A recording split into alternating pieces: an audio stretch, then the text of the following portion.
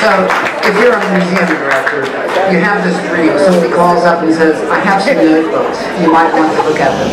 These are notebooks that Victoria Rice's husband brought home when he was the director of an advertising agency that handled all the work at the Gilbert Company, probably in the 1960s. You know the Gilbert Company. It's exactly 100 years ago. This is the erector set. It's what made AC Gilbert, the Yale graduate, famous.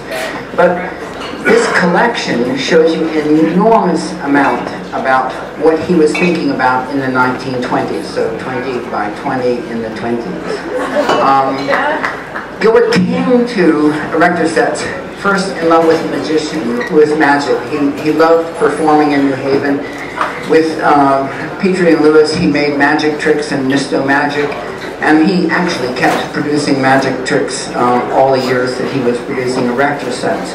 But it's this beginning that gets erector sets going. In the 1920s, having survived World War I actually well, because the two great toy producers, England and Germany, had been at war, Gilbert, among other things, entered into the chemistry business, but a whole lot of other ideas came to him. This is his most creative decade.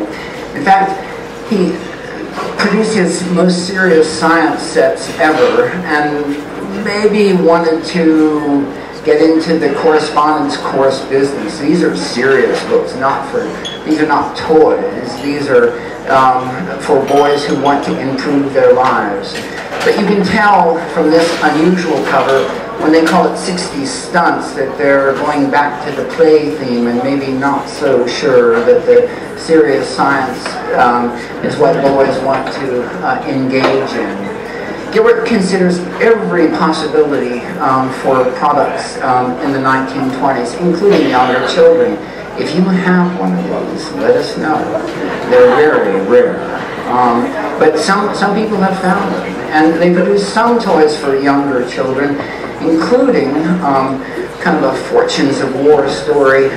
In World War I, German anchor blocks had been confiscated, and the company was sold, the Brooklyn division of the German company was sold to Gilbert.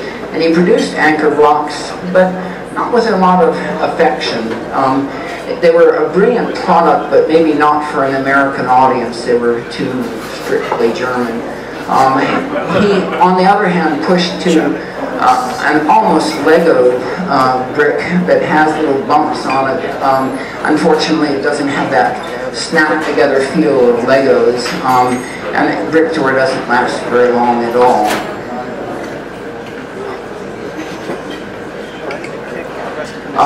He'll go into the family parlor games business. Parlor games are from the late 19th century up until the 1920s, when radio takes over.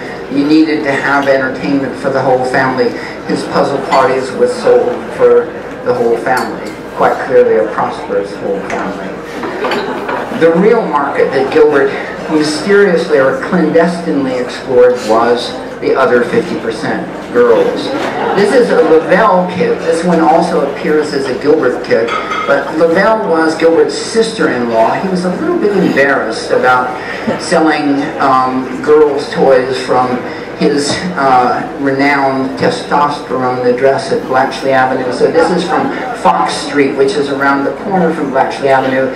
In our office, they observed that in almost all of the girls' kits that Gilbert produced in the 1920s, the girls are sitting down. And yet, the 1920s were a moment of great liberation. And as a matter of fact, the Gilbert Company produced appliances. Appliances were labor-saving for women, getting them out of the kitchen, and more. Gilbert had been making motors. He realized that to make a year-round business, he should sell appliances. And yes, I leave this to your own research, but you need to go no further than the article in Wikipedia to discover that in the 1920s, it was what it seems to be. When you get to other reflections of the 1920s, this is Houdini. This is Houdini reflected in Gilbert's affection for magic. Houdini often visited New Haven Gilbert and Houdini were friends. This is the Gilbert Knox set. And just one of the many reflections of the 1920s. This is Mutt and Jeff. If you think licensing is new, Bud Fisher, who produced Mutt and Jeff, earned in 1923 $250,000. There were only 500 people in America that earned $250,000 in 1923. Another reflection of the 1920s is that both the telegraph and the telephone are brand new. Less than half of Americans have telephones, but your Gilbert child could have his own telephone set that would go from room to room. You know, interestingly, what's not here is the Gilbert radio connection. He built a radio station in the 1920s as well.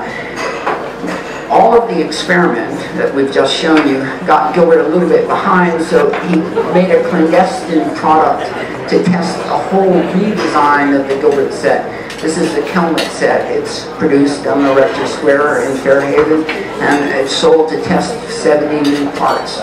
The skyscraper project is a 1920s variation of the Erector set that very few people have seen, but it is part of his complete redesign that sets up the golden age of the Erector set. The most perfect Erector set was the Gilbert steam shovel, a complete redesign of the Gilbert Erector set to end the 1920s and to restart a legacy that will last until 1966.